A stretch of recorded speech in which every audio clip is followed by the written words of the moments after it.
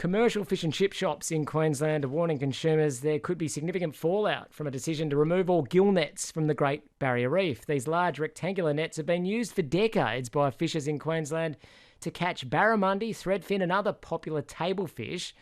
But it's been their impact on non-target marine creatures like dugongs and sharks that have had them firmly in the firing line of conservation groups for some time. And it seems conservation groups have been quite effective in convincing the Queensland and Australian governments to remove all gill nets from the Great Barrier Reef waters by 2027. This was an announcement made yesterday, with the federal government committing $160 million to buying out the remaining nets and also increasing some net-free zones through the Gulf of Carpentaria. Dr. Andrew Tobin runs a fish and chip shop, but he also specialises in wild-caught seafood. He's a licence holder and a fisheries scientist, so he's always got a pretty interesting perspective on fisheries-related matters. This one impacts him personally. We're going to learn more about the potential impact on those selling seafood from Dr. Tobin right now. Thanks for joining us. Adam, how are you doing? This time yesterday, Andrew, we were speaking to the Queensland Seafood Industry Association, who said they'd been completely blindsided by the announcement. There was just no warning from the state or federal government that something like this was coming out. As someone involved in the retail game, you're probably going to be, the next down the chain to find out from the commercial fishers. But were you too blindsided about this announcement? Oh, absolutely. It was probably only 6-8 weeks ago at most. I was talking with a fisherman that we do business with every now and again. I'd just spent a couple of $1,000 on some new nets for the fishermen that work with us under our licence, and he said, "Oh crikey, you shouldn't have done that." I've just heard a rumour that the staff members of the Fisheries Queensland were unofficially warning fishermen that a big announcement was to come that was targeting the inshore net fishery within the Great Barrier Reef Marine Park. So QSIA estimates that about 2,000 tonnes of wild-caught seafood will be taken out of the production chain as a result of these nets being removed over the next few years. What impact would that have on a business like yours in Townsville? It's going to have a huge impact. I mean, it's not just fish and chip shops, it's also the string of wild, fresh seafood. That's businesses that are up and down the East Coast as well, where we've just been absolutely blindsided by this. I think the argument from some of the NGOs that the gap will be filled by farmed fish is quite wrong at a number of levels. A lot of our customers and a lot of customers up and down the East Coast, a lot of the general community want to support local wild-caught seafood. And you've got some of these NGOs informing the federal and state minister that this is in the best interests of the community, and it's just absolute garbage. What makes you think that the NGOs were instrumental in getting this decision from the state and federal governments? Could it have just been the departments themselves that drew this conclusion that the Great Barrier Reef would be better off without the gill nets? No, because this is, I guess, over time, when you look at the history of the fishery, so in the last 20 or 30 years in particular, the fishery has rationalised itself. We've got far few participants in it. There's huge areas protected through marine protected areas. There's things like dugong protection areas. There's federal marine parks, state marine parks, river closures, all sorts of things at play to help manage the East Coast inshore net fishery. But those developments over time just are continually ignored. And I think we are unfortunate at the moment in that we are low-hanging fruit, which means that NGOs can point the finger at us. Let's remove these people. They're easy picking. Let's get rid of them. It will satisfy the green conscience of not only our donors, but also at the political level. It's an easy tick. Andrew, as part of that process, I think the fact that we haven't had any due process here, that there's been no consultation with fishermen, there's been no consultation with supporting industries, there's been no consultation with the community at large is points the fingers towards um, very high level discussions between the NGOs and the ministers. In some ways, fishers have often been quite critical of the consultation process because, say, for instance, when the green zones came in way back, nearly 20 years ago, a lot of people were very critical that the consultation was just a fait accompli. They're ticking and flicking. Yep, we've talked to you. Thank you. We're going to do it anyway. In some ways, just making a decision, giving people certainty, is that not beneficial? No, not at all. There's a whole bunch of issues here around. So a lot of the product that is caught by the East Coast inshore net fishery supplies that bottom end of the economic chain, so the affordable fresh local fish. And those fish are the bottom price points that most people can afford. To suggest that those species are going to be replaced by some sort of development in domestic aquaculture is farcical.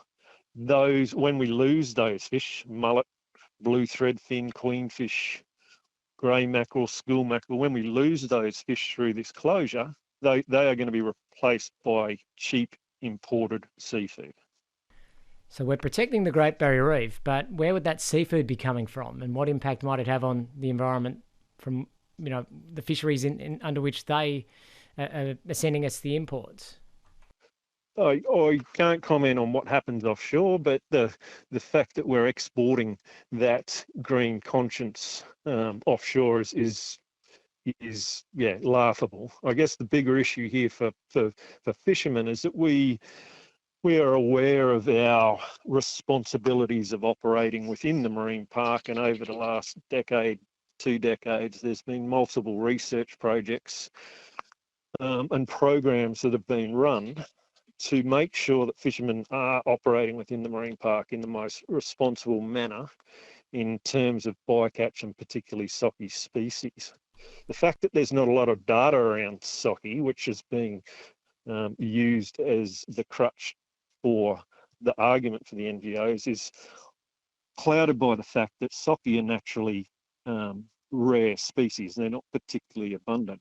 For things like dugong, we know that on the populated East Coast, so from Cooktown to the southern border, their population has been reasonably stable for the last 2 decades. In Hervey Bay, the population took a hit a few years ago because of floods that killed the seagrasses.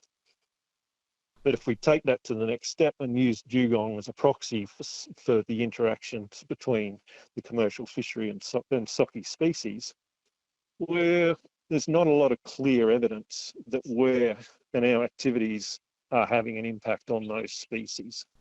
See, this has been part of the big, crux from the federal government and the Australian Marine Conservation Foundation, WWF. The state government are saying that this is about protecting the Great Barrier Reef and protecting those creatures that might have been caught, not the target species, but might have been caught by these nets, things like dugongs and hammerhead sharks. That by doing this, removing all the nets eventually from the Great Barrier Reef, you're protecting those creatures. Would you expect to see a big bounce back in the number of dugongs or hammerhead sharks as a result of removing the nets? Not at all. I think the issue, particularly around hammerhead sharks, is that most of the concern, if you ask any established and well-recognised shark scientists, is the issue is that the adult population of hammerhead sharks are heavily fished and harvested in adjoining waters, so around Indonesia and up through the Southeast Asian seas. That's where most of the issue occurs for those animals, because they travel far and wide. We know that quite clearly. The East Coast inshore net fishery harvests very few adult hammerheads, and that's where they need protecting. That the adult population needs protecting, and that's not here. Hearing from Dr. Andrew Tobin. He is a commercial fisherman. He has a retail outlet that specialises in wild-caught seafood. He's also a fisheries scientist. We're discussing the news from this week that the federal and state government are seeking to make the Great Barrier Reef completely gill net free by mid-2027. Though, Andrew Tobin, you're kind of forewarning that we'll start to see the impact in our retail businesses well before then, because a lot of the nets that actually are catching the bulk of the fish that shops like yours are selling they're going to be removed far sooner than 2027. Yeah, the phase out of the N2s, which are the large, serious net fishing operations, at least within the Great Barrier Reef World Heritage Area, and that's the target area, the reef they're calling it. But as David Bobham correctly pointed out yesterday, we don't net the reef as most of the community see it. We're inshore, shallow, dirty waters, estuaries, creeks, foreshores. That's where all the productivity lies. That's where we focus our activities, and we're going to lose all of that fish that we harvest in those areas, and it won't be replaced. It won't be replaced by aquaculture. It won't be replaced by import. So the fact that I won't be selling blue threadfin, king threadfin, wild caught barra, mullet, salmon,